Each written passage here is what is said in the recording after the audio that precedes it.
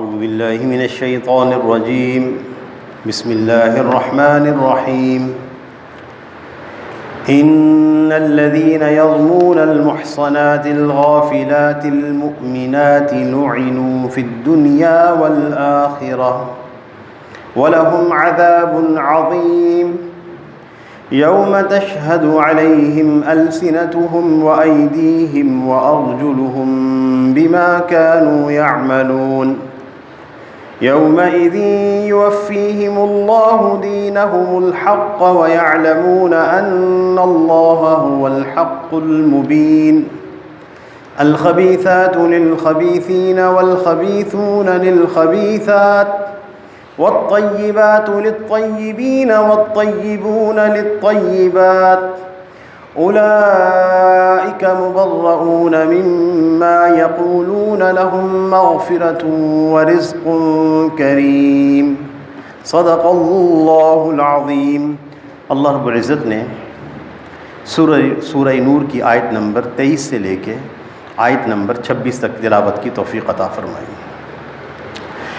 ان الذین یرمون المحصنات، بے شک وہ لوگ جو پاک باز عورتوں پہ تہمت لگاتے ہیں، الغافلات جو بھولی بھالی ہیں، المؤمنات ایمان والیاں ہیں۔ یہ عورتوں کی صفات ہیں، پاک باز بھی ہیں، دنیا کی زیادہ امور کو نہیں جانتی اور ایمان والیاں ہیں۔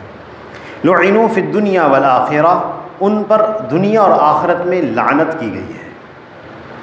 وَلَهُمْ عَذَابٌ عَظِيمٌ، اور ان کے لیے بہت بڑا عذاب ہے۔ ان آیات سے مراد حضرت عائشہ صدیقہ رضی اللہ تعالی عنہا ہیں، کیونکہ ان کی براءت قرآن پاک میں نازل ہو چکی ہے۔ 10 آیات ان کے بارے میں نازل ہوئیں۔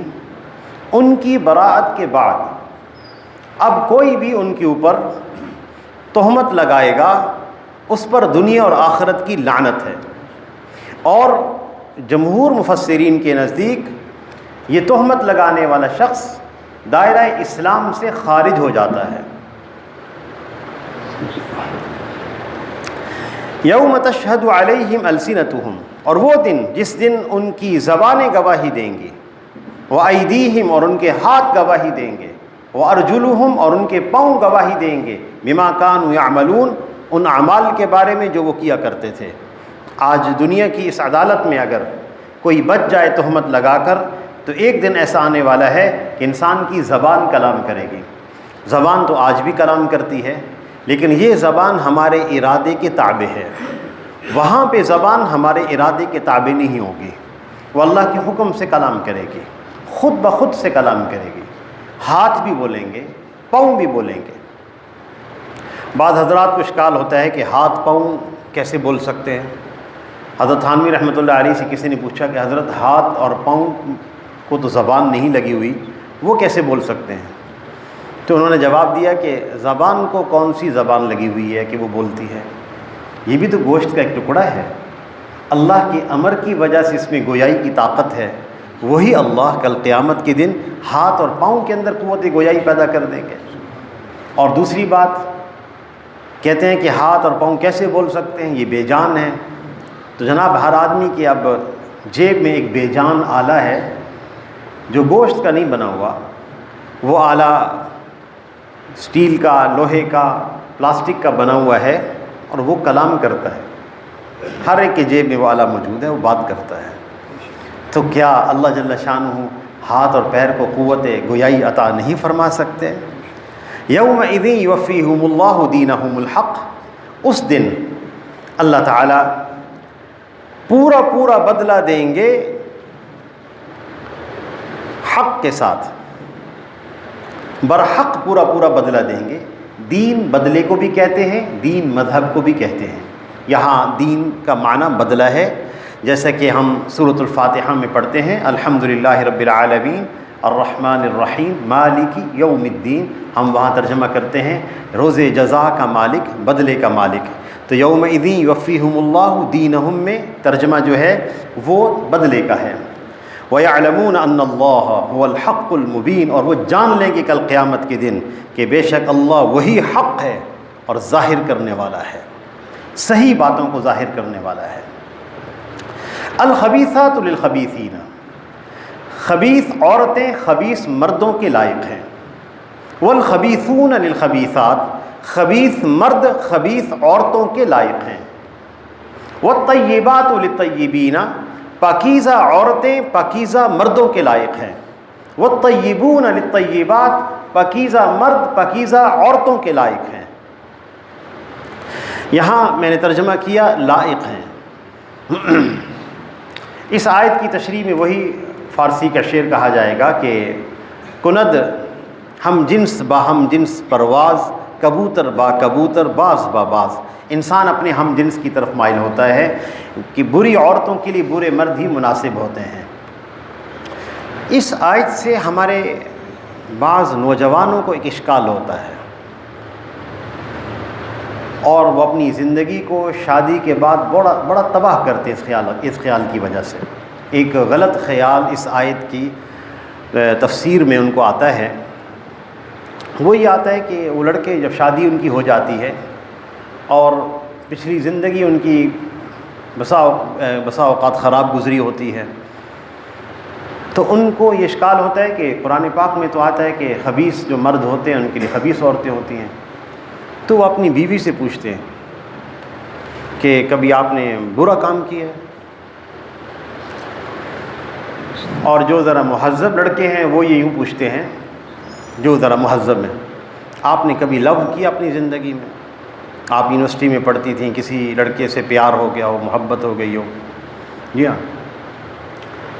کہ وہ کہتے ہیں کہ ہماری زندگی ایسی تھی تو ہمیں تو اس طرح کی ہی ملی ہے، یہ چھپا رہی ہے کیونکہ میں نے محبت کی تھی اپنی زندگی میں، ناجائز تعلقات رکھے تھے، اس نے بھی رکھے ہوں گے، چونکہ قرآن پاک میں آتا ہے کہ خبیث مردوں کے لیے خبیث عورتیں ہوتی ہیں۔ اسی طرح بسا اوقات لڑکیاں اپنے شوہر سے پوچھتی ہیں کہ آپ نے کبھی لو کیا شادی سے پہلے؟ یہ اس آیت کا معنی نہیں ہے کہ جو خبیث ہوتا ہے اس کو خبیث ہی ملتی ہے، یہ معنی نہیں ہے۔ اور یہ جب لڑکے ان کو شک ہو جاتا ہے اپنی زندگی، بیٹھے بیٹھے اپنی بیوی پہ شک ہو جاتا ہے، اگر وہ نہ کہتے نہیں میں تو نہیں مانتا، ضرور کوئی لو تو کیا ہوگا نا، میں نہیں مانتا، اگر وہ کہہ دے کہ میں نے کیا تو پھر زندگی ختم۔ ایک لڑکا کبھی بھی اپنے شخص کی مزاج سے باہر نہیں آئے گا، ازدواجی زندگی تباہ ہو جائے گی۔ یہ نفسیاتی عارضہ ہے، اس نفسیاتی عارضہ کو دور کرنا ہوگا۔ یہ معنی ہرگز نہیں ہے کہ جو خبیث ہوتا ہے اس کو خبیث ہی ملتی ہے اور جو خبیث ہوتی ہے اس کو خبیث ملتا ہے، ایسا معنی ہرگز نہیں ہے۔ یہ کہا گیا ہے کہ چونکہ خبیث فطرت انسان جو ناجائز امور کے مرتکب ہوتے ہیں وہ پاکیزہ عورتوں میں رغبت نہیں رکھتے، وہ خبیث عورتیں چاہتے ہیں، اور جس خدا نخواستہ جس عورت کی طبیعت میں بگاڑ آ چکا ہو، خباثت آ گئی ہو، وہ پاک باز مرد کی طرف رغبت نہیں رکھتی، وہ خبیث مرد چاہتی ہے۔ یہ معنی اس آیت کا، یہ معنی نہیں ہے کہ کسی آدمی کی زندگی میں غلطیاں ہوئیں پھر اس کو بیوی اس طرح کی ملے گی، یہ معنی نہیں ہے۔ لہٰذا اپنی ازدواجی زندگی کو برباد نہیں کرنا چاہیے۔ ایک بات ضرور میں عرض کروں گا کہ ہمارے سوشل میڈیا نے ہمارے بچوں کو بہت تباہ کیا ہے۔ اپنی بیٹیوں کی تربیت کرنی، خاص طور پہ تصاویر سوشل میڈیا پہ اپلوڈ نہ کی جائیں، بالکل نہ کی جائیں۔ شادی کے بعد وہ تصاویر جب مرد کے سامنے آتی ہیں بس اسی وقت سے ازدواجی زندگی میں تلخیاں شروع ہو گئیں۔ اب یہ میں سیدھی بات آپ سے عرض کروں، لڑکوں کا ہم ذہن صاف کر ہی نہیں سکتے۔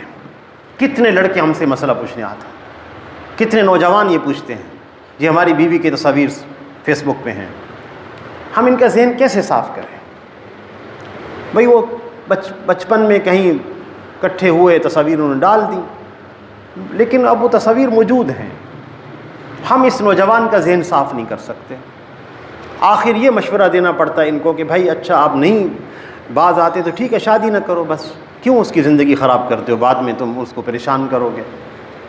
اس لیے بچیوں کی خاص طور پہ تربیت کی جائے، اپنے بچوں کو بٹھایا جائے، گفتگو کی جائے، ذہن سازی کی جائے کہ اپنی تصاویر کسی بھی سوشل میڈیا پلیٹ فارم پہ چڑھانی نہیں ہے، اپنی چیز لوگوں کے ہاتھ میں نہیں دینی۔ اولئک مبرؤون، بعض مفسرین فرماتے ہیں اس کا مرجع تمام ازواج مطہرات ہیں، اولئک مبرؤون مما یقولون، تمام ازواج مطہرات مبرہ ہیں، پاک ہیں ان باتوں سے جو یہ کہتے ہیں۔ لہم مغفرۃ ورزق کریم، نبی صلی اللہ علیہ وسلم کے اہل بیت کے بارے میں سنیے، ان کے لیے مغفرت بھی ہے اور رزق کریم کا وعدہ ہے، اور وہ بری ہیں سب کے سب۔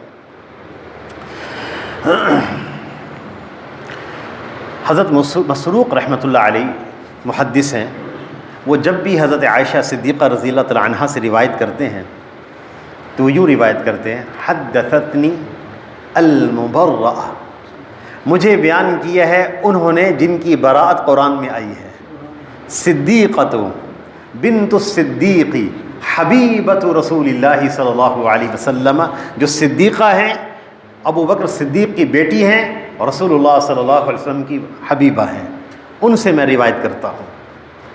اور ایک دفعہ حضرت عمرو بن عاص رضی اللہ تعالیٰ عنہ کہتے ہیں کہ میں نے حضور صلی اللہ علیہ وسلم سے عرض کیا، یا رسول اللہ ای الناس احب الیک، لوگوں میں سب سے زیادہ محبوب لوگ کون ہیں آپ کے ہاں، لوگوں میں سب سے بڑھ کر محبوب کون ہے آپ کے ہاں؟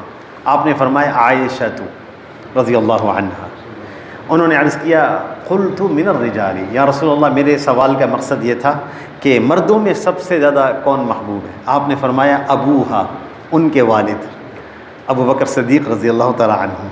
اس لیے یہ گھرانہ پاک ہے، پاکیزہ ہے، طاہر ہے، اور پھر اس گھرانے پر جو انگلی اٹھائے گا، مفسرین نے صاف لکھا ہے تہمت کے بارے میں، اگر کسی نے تہمت کا اشارہ بھی اس گھرانے کی طرف کیا تو دائرہ اسلام سے خارج ہے، وہ اسلام میں نہیں ہے۔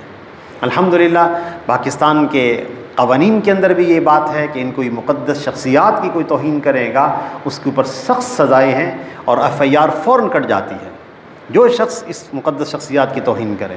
اللہ جل شانہ سے دعا میں درخواست ہے کہ اللہ تعالی ہم سب کو ہماری زبانوں کے اس سے محفوظ بھی رکھے، ان کی محبتوں کو ہمارے دل میں قائم رکھے۔